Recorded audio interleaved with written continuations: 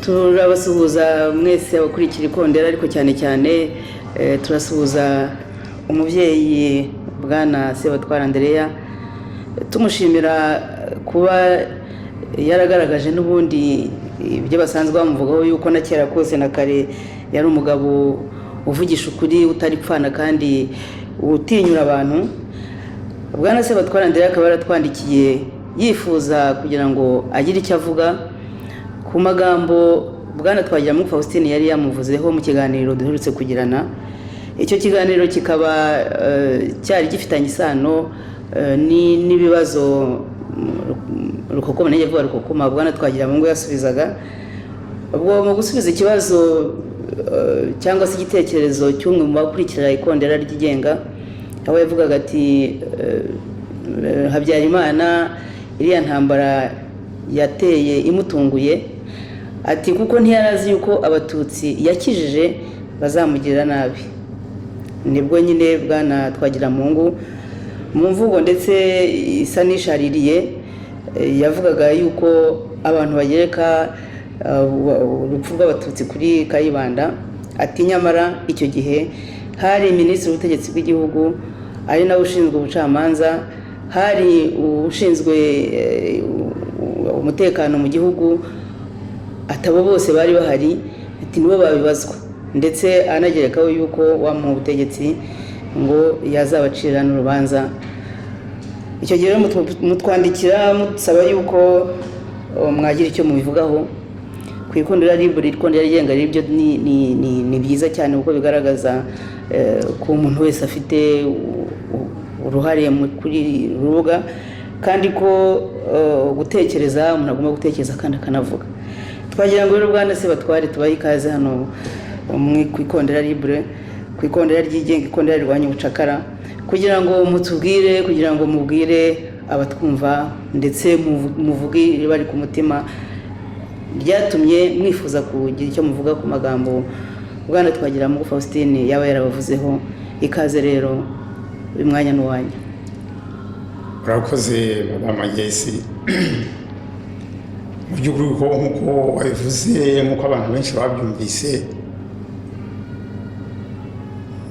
nasanze ibinyoma bya Twagiramungu ngomba kugira icyo mbivugaho cyane cyane ku byamvuzeho ngira ngo ngire icyo mbisobanuraho mu magambo make. Mu by'ukuri muri icyo gihe cyashize hari imvuru zabaye ku buryo butatu. Habanje abanyeshuri birukanye abandi mu mashuri yisumbuye, hakurikiraho bimaze gusa n'ibyoroheje hakurikiyeho amaliste y'abantu bagenda bamanika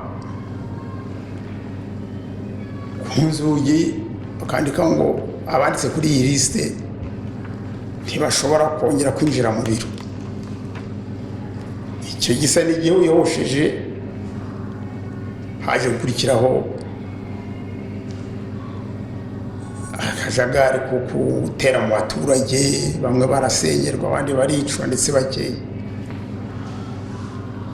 None Twagiramungu avuga ngo ntacyo nakoze, sinzi icyo Twagiramungu yari icyo gihe kugira ngo ibyo nkoze abimenye.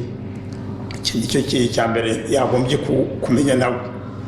Ku mashuri ikibazo cy'amashuri inkuru zose zitutse mu mashuri uwo kireba wikubitiro ni abayobozi b'iryo shuri n'abarimu baryo. Ibyo badashoboye gutunganya fana bwangu bakabigeza kuri minisitiri n'abakozi akorana nabo. Abo nibo bashinzwe ikibazo cyo mu mashuri. None minisitiri we n'abakorana nabo bamaze kubona ko ikibazo bagombye kwitabaza andi maboko, ubwo minisitiri niwe wabazaga warebaga urundi rwego wabona mu zo akorana nazo, minisitiri akorana nazo akaba aribo yiyambaza. Ariko nta muntu wundi ushobora kwigereza kwisuka mu mashuri bitanyuze ku bayobozi kuri minisiteri, ahubwo byabyara ibindi bibazo bibi kurusha ibyari bihari ku mashuri. Icyo twakoze ni uko nzi ko haje kuba inama ya leta, ariko sa n'iyabaye ikerewe gato uroye kuko twakoze inama byose birangiye. Ariko icyemezo twaje gufata ni uko perezida yatwohereje hirya no hino mu mashuri, akawohereza wowe ujya hariya, hanyuma tuzahura mu nama mu mpara situwasiyo. Ubwo igihe ndibuka banyohereje mu Ruhengeri hari amashuri abiri, ishuri ry'abakobwa ry'i Rwaza n'iry'abahungu ryo mu Musanze. Ndagezeyo mbakoresha inama, mbabaza icyabateye ibyo bintu, ntacyo bambwiye.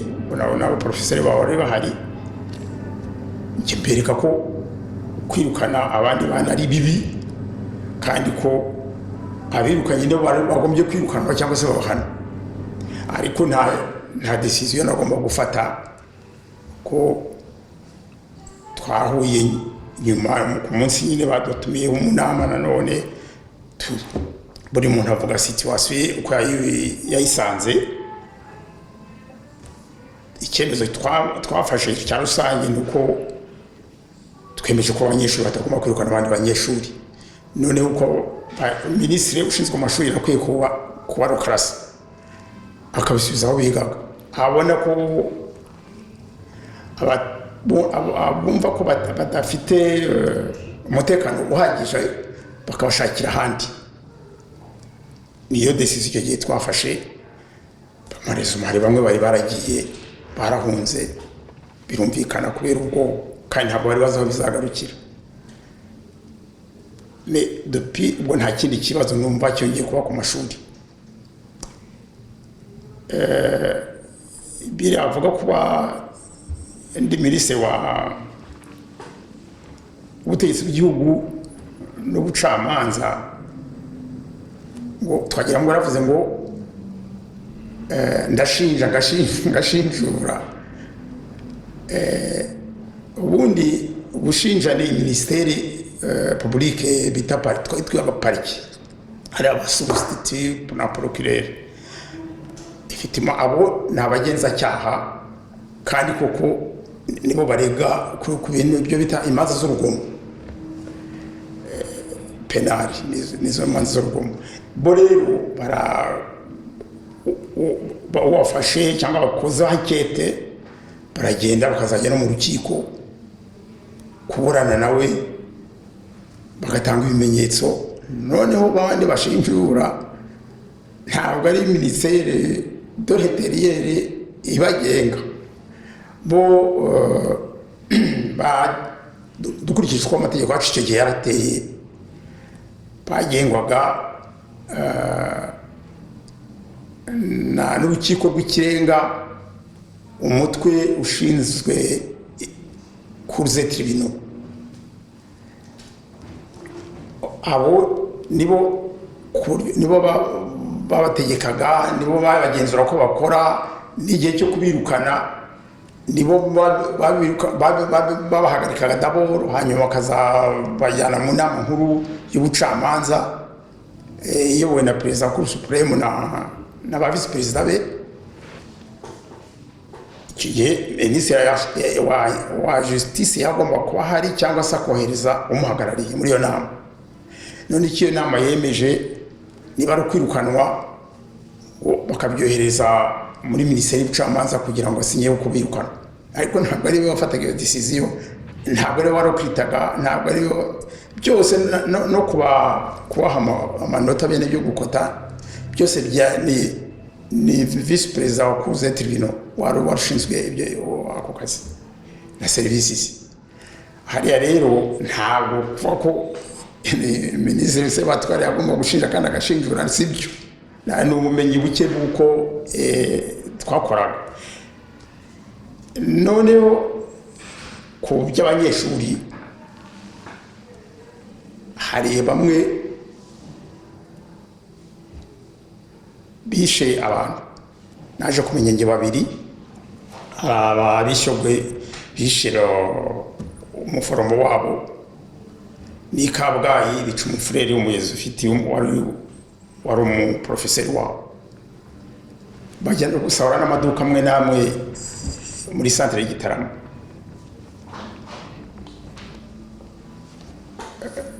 Icyo kora kugira ngo badakurikiranwa, perezida yavuze ko agomba kuba hari mbere na mbere agomba kubanza kumenya impamvu ateye bariya abana akora biriya, ko basubira mu ishuri noneho akazirebera igihe nikigera akazabivuga. Koditiba rero icyo kitaragera, kandi hagati aho ngaho nta musositeri wo guca inyuma ngo agiye gukora kugira uwo akora kuri abo bana cyangwa se mu ishuri babirukane, kandi hari hagiri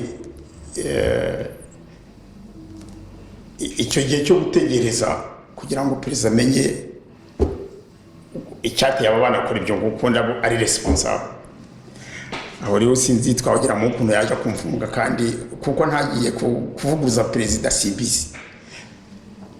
Noneho haje gukurikiraho ikibazo cy'amaliste, kwandika abakozi ngo bakirwa n'amaliste nyine anonyme, atagirayo sinyatire, atagira nyirayo. Ubwo aho dukoreye inama twemeje ko kugira ngo umukozi yirukanwe ni liste y'ubuntu wasinyiwe n'umudirecteur kuva kuri secrétaire d'administration bagaba warasinyiwe na perezida. Ko kasinyirwa na perezida, iyi liste idafite nyirayo imwirukana, niko ako kajagari anarshi, ako kajagari ko mu gihugu se twazaga kiswa niki. Dufata decision ko abantu bagomba kuba classé bagasubiraho bakoraga. Hari impamvu yatuma adasubiraho, ministre warushinzwe uyu kimwe na ministre fonction publique bakumvikana handi agomba kujya. Noneho nibwo nyine nabonye nge ibyo by'abanyeshuri n'ibyo by'amaliste nkeka mbona ko bishobora kuzakurikira kujya mu baturage. Bityo nasabye perezida, namubwiye ko ngiye gukoresha inama y'abaprefe kugira ngo twige ukuntu twafata ingamba zo gutuma kariya kajagari katagera no mu baturage. Icyo gihe perezida yarambwiye ati uzabatumire, n'ibyo ntumira abaprefe dukora inama. Ariko prefe y'Igitarama ntiyaje. Inama irangiye nsohotse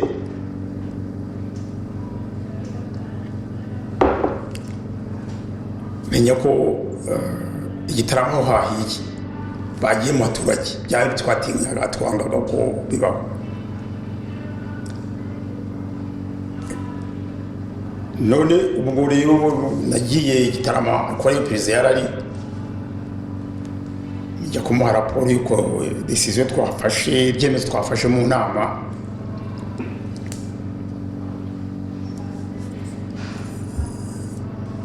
Hanyuma turavugana n'ibindi yambwiye ndataha. Ngeze i Kigali nza kumva ko ku Kibuye naho bimeze nabi cyane, ko wari bica n'abantu bakabajugunya muri Nyabarongo. Ubwo nagiyeyo ndetse nageze kuri Medecins Nzanana yari iwe, turana muri hoteli yo ku Kibuye. Hanyuma tujyana na prefe aho bavugaga ibibazo biri. Cyokora nasanze prefe na baburgomese nka bose babirwanya. Ntabwo ba ministre bakoranaga nabo neza, ndetse twari tugiye nko gutonganaho gatoya. ariko icyo gihe nyine nongera kuvuga ko bagomba ko baburugomesire ko uburugomesire tuzumva ko hari abantu batwikiwe ari we abirimo, hari abantu bapfuye n'ikiko zabizira. Ndataha ngeze nyura Gitarama, ariko no kugenda nabanje kunyura kuri kwa perezida mubwira yari muhira ikavumo, mubwira ko ngiye kureba ku kibuga ibintu bimeze. Ngarutse uretse ko hari umuntu namubwiye ko bari bambwiye nanjye ko nta bindi bimenyetso nari mfite, namubwiye ko icyo bamubwiye tout simplement ko hari umuntu ngo ushaka gukoresha imvuru muri komine Runda na Taba ahantu ha Demari ya Harerimana yari yaranditse gusa yari afite kero y'umupira, kandi iyo Demari yari development y'aga Rukomo. Noneho bari bameze nk'abavandimwe, mbese umuhutu umututsi waho bari vraiment bameze bonumvikanaga cyane, tutoturu do Harerimana. Uko rero ntibyagerayo. None bambwiye ko uyu muntu kanaka mubwira izina, ko bambwiye ko ashaka kuzatwikisha muri Demari. Icyukura ntabwo sinashoboye kubikora cyete singera ko nabyumvise kwa kugira ngo nawe ubimenye. Icyambwira ngato umuntu ashobora kubikora. Nyakubahwa na perezida nagenda ko ibyo numvise ntabwo ari nta bimenyetso bifitiye. Noneho ndakomeza ku Kibuye, ngarutse ngiye kumubwira ngo umuhe raporo y'ibyo mvanye ku Kibuye. Cyokora ntiyanyakira nko byari bisanzwe, mbona ararakaye, avuga n'amagambo menshi atarasanzwe avuga. Ntiyatuma namuhana raporo. Mwana perezida muramukeho, ndagenda Kigali. Ngeze Kigali nongera kwandikira baburugomesire nsaba ko n'abakonseye bose n'ikiko buri muntu muri zone d'influence aho mbese bamwumva ategeka agomba kuba muri aho kabari hagenzura kugira ngo biriya bintu bihagarare. Buri muntu aba responsable w'agace ke, nihagira ikiba amenye ko azakibazwa. Ubwo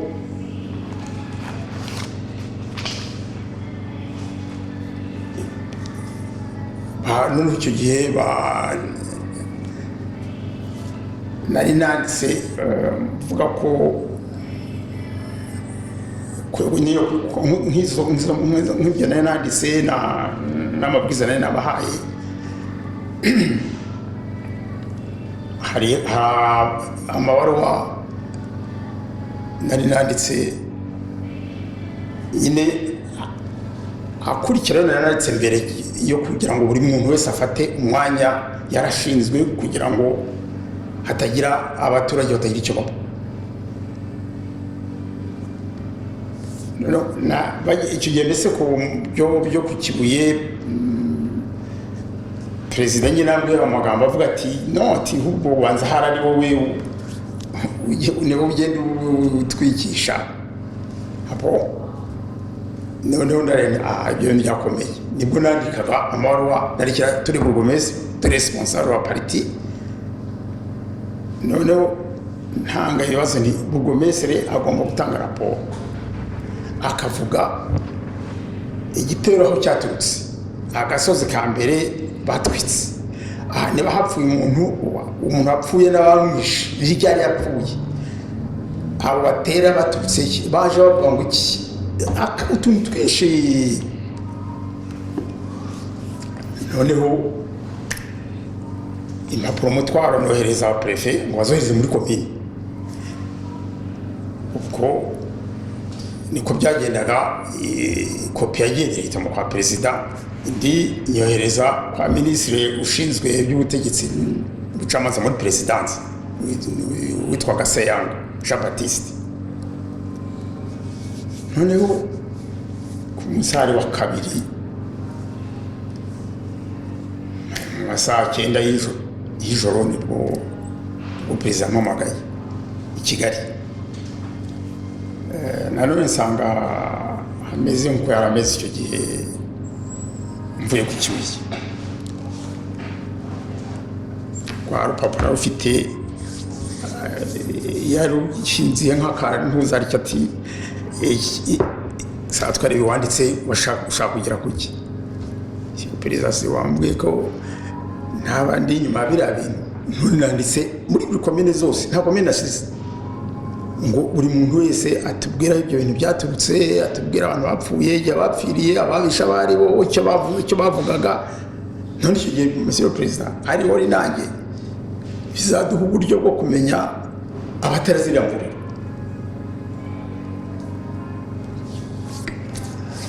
Icyo kora antegeka ko nkora uko ashoboye kose izo nzandiko nkazigarura.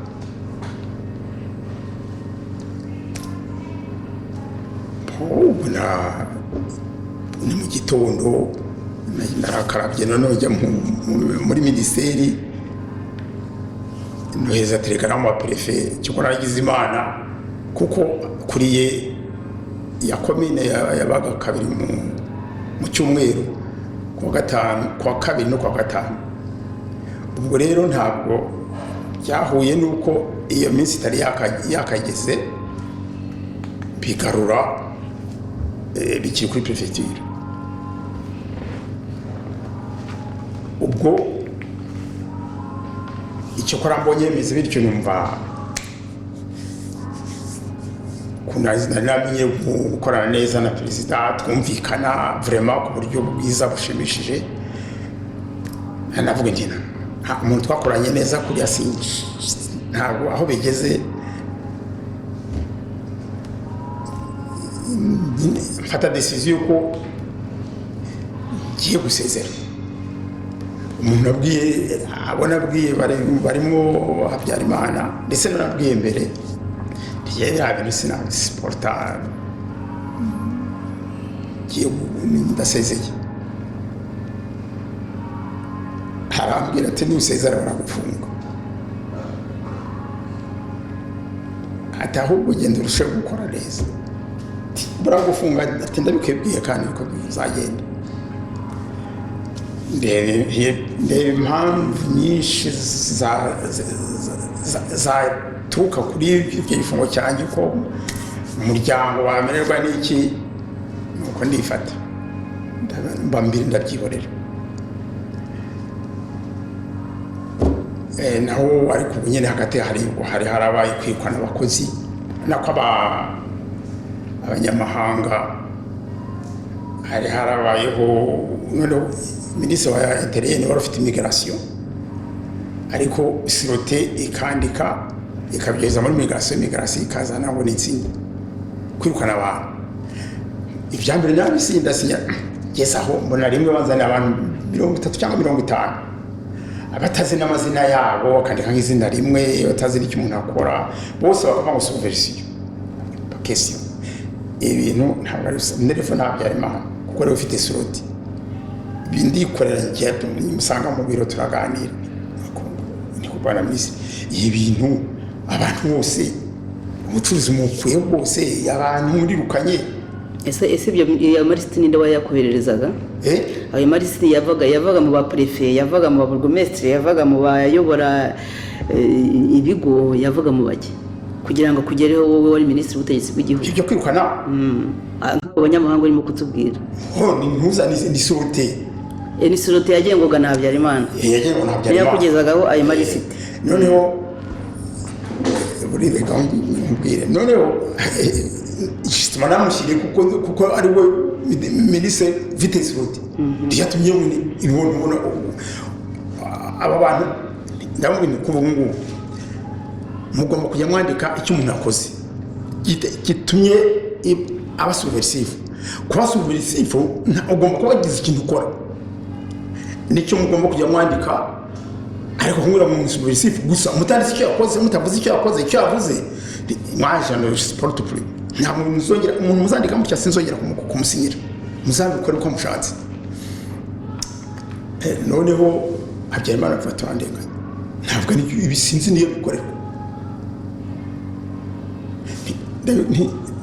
mbisiga aho ngaho ni ngiye ndabigusigiye, ubaza abakozi bawe kandi babwire ko ubu mbihanije muzongere kunyongeza ibintu byanditswe kwandika umuntu n'abapadiri, harimo na Padiri Filipo, kubona intoki zo gusinyira Padiri Filipo mwirukana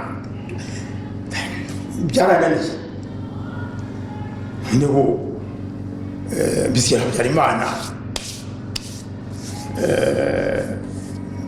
hari ubundi buryo rero numvise Faustin avuga ko nta wundi ko nta wirukana umukozi cyangwa se ngo ashire umukozi minisitiri adasinye. Igihe ibintu biri mu nzira nziza niko byagendaga, ariko rero byose ko byari bimeze. Ubwo ndatanga nk'urugero twambayeho, hari umuprefe muri iyo minsi bashyizeho Butare twa Habyarimana, ngira ngo Ramuzi Jean Baptiste, abantu barambwira ati bashyizeho uri hano mu gihugu kandi bashyizeho umuprefe ntubizi, basinye mu izina ryawe. Ndagenda njya mu biro, ngeze mu biro nsanga harimo arete ici ngo sur proposition du ministre de l'Intérieur André Sebatware et des Affaires judiciaires André Sebatware, par ordre du président de la République, ministre chargé des affaires politiques et administratives à la présidente Jean-Baptiste Seyanga. Nari mu Rwanda nari nagiye, ariko icyo cyarabaye. Ibyo rero nagira ngo niba ntasinye abo muri presidence barabisinyaga kuri ubwo buryo. Habyarimana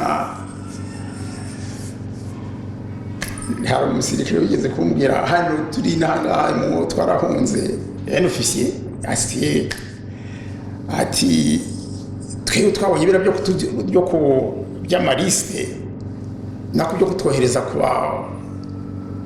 kujya mu byayi, kujya gutegeka amashuri, kujya mu seminari. Tubaza Habyarimana ariko se ibyo bintu mudukora n'ibiki?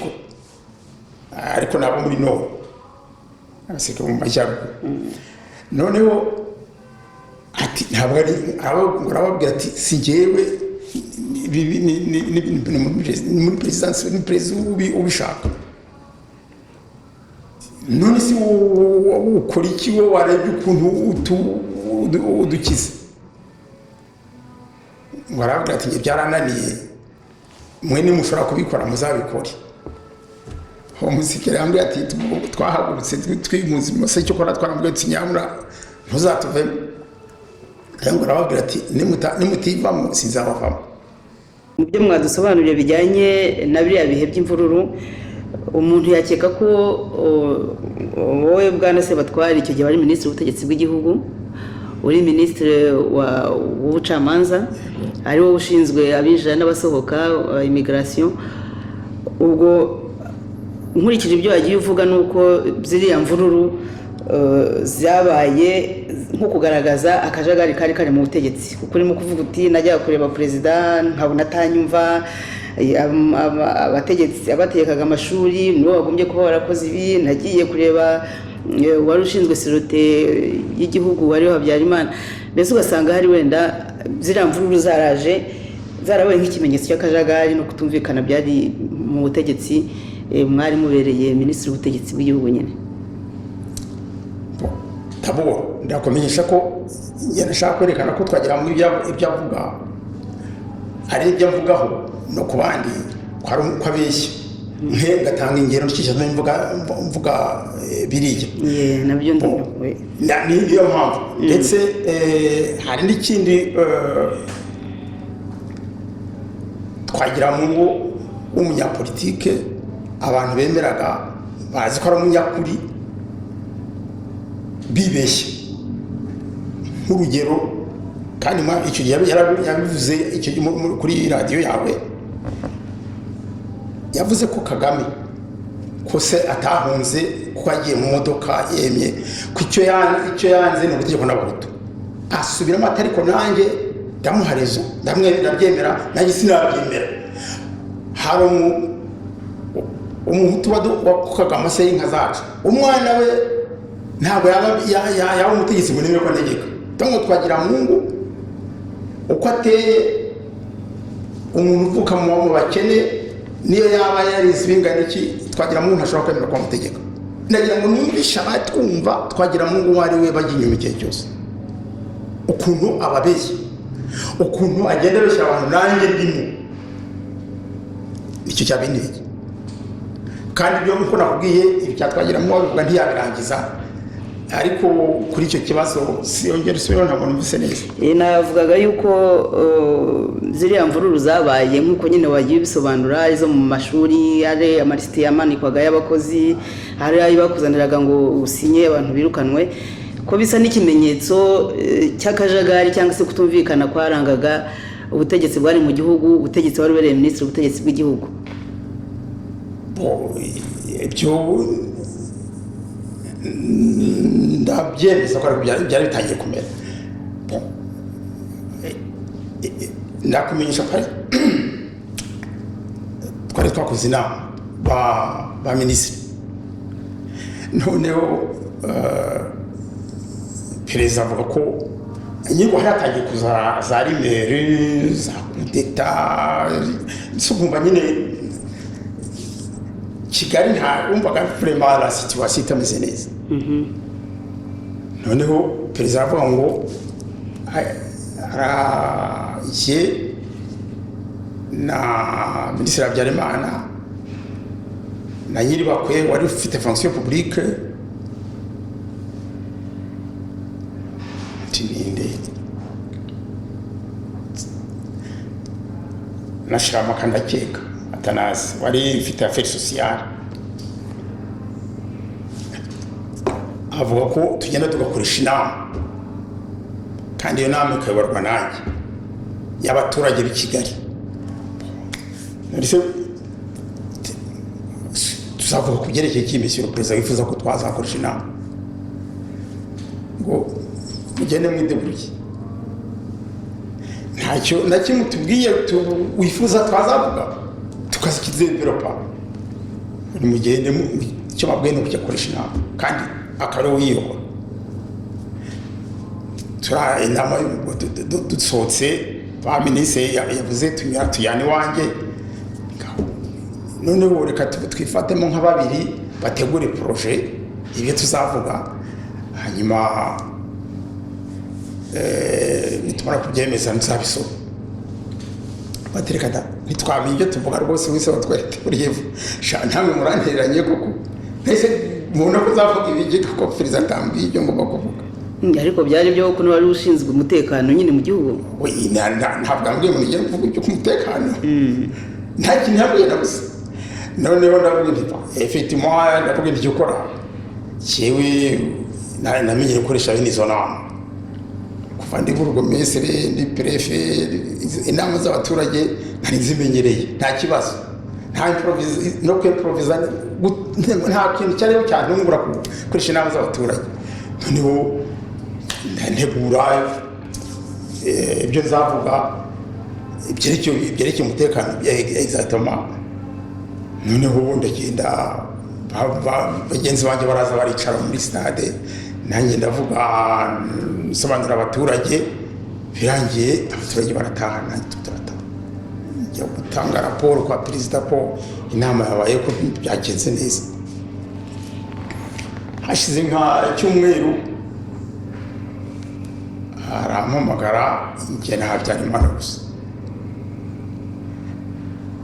nimujye gukoresha inama wese abatware ufate kuva kuri directeur kwa usubiza hejuru kugera kuri secrétaire général Habyarimana kuva ku rwego niba ari komanda niba sinzi rwa officier kugera ku hejuru mugere mukoresha inama toujours itagira sujet en développement Habyarimana mubwira ati monsieur le président inama bene izo nama gufata abasirikare bakavanga n'abasivile ça peut créer bishaka kuzana ikintu kibi cyane ati bon ati none wowe sawa twarakoresha abasivile nawe ugenda ukoresha abasirikare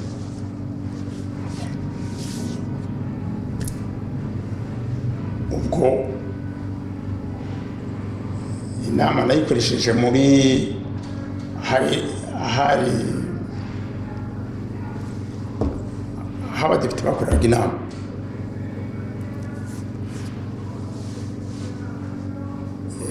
ndagenda mvuga ibintu mvuga bon c'est des intellectuels ntabwo ari abaturage nabwiraga noneho tubona abashenero na directeur general n'abo noneho ndamubwira icyo kora genda nyine mvuga kubera uko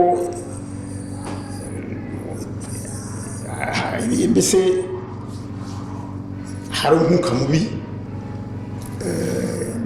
noneho ugenda bisobanura mbwira abantu etc n'ibyo bya coup d'etat bagenda bavuga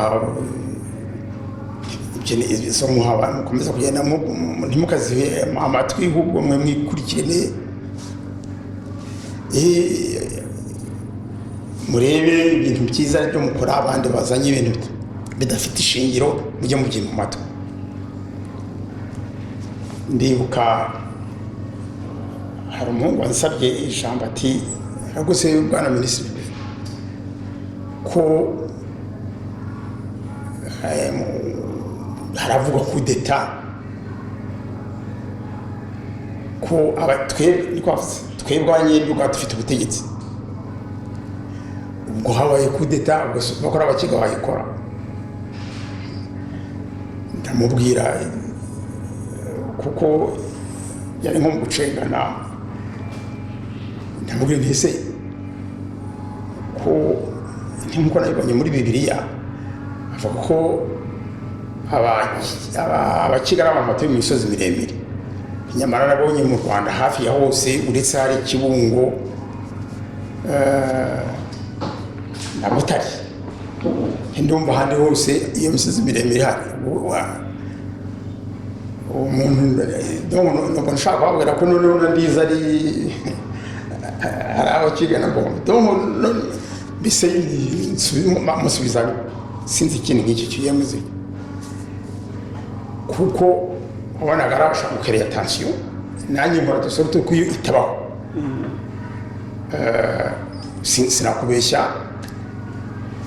umunyagitari masaba ijambo nararimuhaga umukiga cyane cyane ko ku Gisenyi na Ruhengeri bansaba ijambo sinaribaga kandi nabonaga neza ukuntu hameze abantu barapande ahangaha sindabakira ariko bikoze icyo kora abakiga n'ijambo bambaje kundakarira bivisiblement ariko bageze mbona basa n'abatangiye kumva ko ari tactique nafashe ngira imana muna byivanyemo donc akojagari karumvikanaga kari effectivement ubwo nyine ko turagira ngo tusoze ikiganiro kuko wari wasabye kugira ngo wagira icyo uvuga ku rariya magambo umuntu yakumva yuko nkawe wari minisitiri w'ubutegetsi bw'igihugu ushinzwe n'ubucamanza mu by'ukuri ibyo wari ushinzwe gukora wagerageje kubikora ko rero nkurikije uko byumva uretse ko usobanura ko hari amananiza wagiye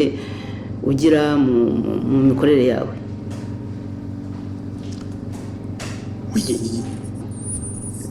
amananiza icyo gihe nyine nakubwiye ko cyagenze nakubwiye ukuntu nagerageje ku ingamba nashatse gufata simwe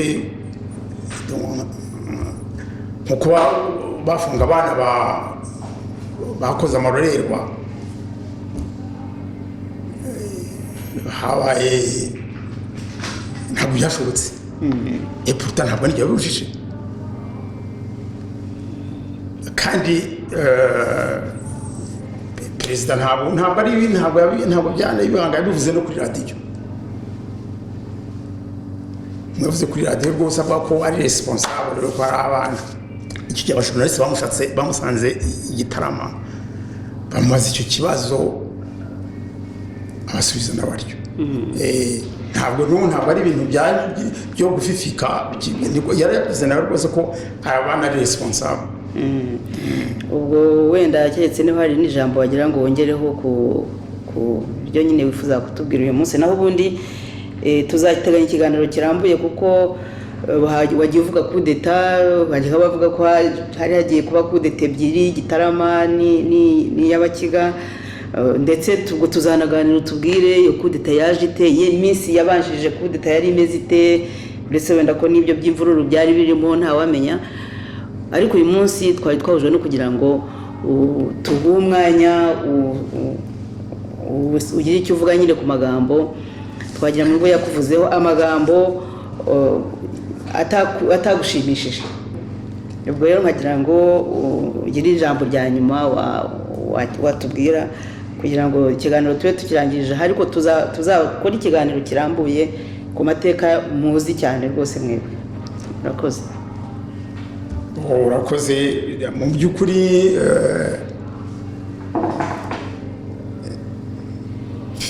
icyo njye nakubwira ni uko numvise n'ababyivugira ko hari avuga ko ari washizeho Parmehutu, nako MDR pardon yavuze ko yatigeze aba Parmehutu. Nibyo koko kandi biragaragara. Ikikora ngewe ndi fier ko nabaye Parmehutu, kandi umwana cyane cyane niyo message ishobora gutanga ku rubyiruko. Umwana ugira ipfunwe kuko se yabaye Parmehutu, uwo mwana namugereranya na wa wundi ngo wabonye nashaje ngo avanga inka zase zapfuye ubusa. Parmehutu misiyo yayo kwari kugira ngo n'umuhutu abe umuntu nk'abandi, umuhutu abe emancipe, umuhutu urutoki rwe abarurwe, inka ye ibariye, nawe yumva ko yabyara umukarani, nawe yumve ko yabyara minisitiri, nawe yumve ko yabyara directeur general. Niyo misiyo ya Parmehutu. Noneho ndetse nabira byo kwa twarashyizeho MDR uretse twagira ngo ko aribo bayishyizeho, kandi avuga ko yazanywe na Gapyisi na Kambanda Jokuwa, nawe nuko atavuze ko aje bamukurura, ariko nibo bamuzanye, niko niba bivuye, kandi none se bamuzanye mu shyaka ritatangiye bamujyanye, baramuzanye abaruzana no gushyiraho ishyaka. Icyo ni ikindi, ariko njyewe nashaka gutanga message ku bantu, kuko Parmehutu Kayibanda rwose nari muri yo nama yaratubwira ati ubu Parmehutu yarangije misiyo yayo, ubahutu n'emancipe, none reka twite ishyaka risigarire MDR gusa, kuko dukeneye repubulika, dukenera demokarasi, nibyo igihugu kigikeneye. Ariko Parmehutu se nose muzavuga ko mutari emancipe, iyo Parmehutu zikureho bari bamukuyeyo kotsa, abantu barahaguruka bavuze ati bati MDR tubikomeza ko na Parmehutu tuyishyireho. Njyewe nacyo nahereyeho dushyiraho MDR, nicyo gisobanuro nakibahaye. Perezida rwose rero yaradusabye ko Parmehutu yacuye, kandi koko nibyo. None icyo tugomba guharanira ni repubulika na demokarasi. None tumenye Yesu uzabitsindagire, umwana ugira ipfunwe kose yabaye Parmehutu. Nangiye kuvuga ijambo ritari ryiza bakatazavuga ngo natukanye, ariko amenye ko ari ubwenge buke cyane, ari kwigaya kandi yagombye kwishima. Murakoze. Murakoze, turabashimiye.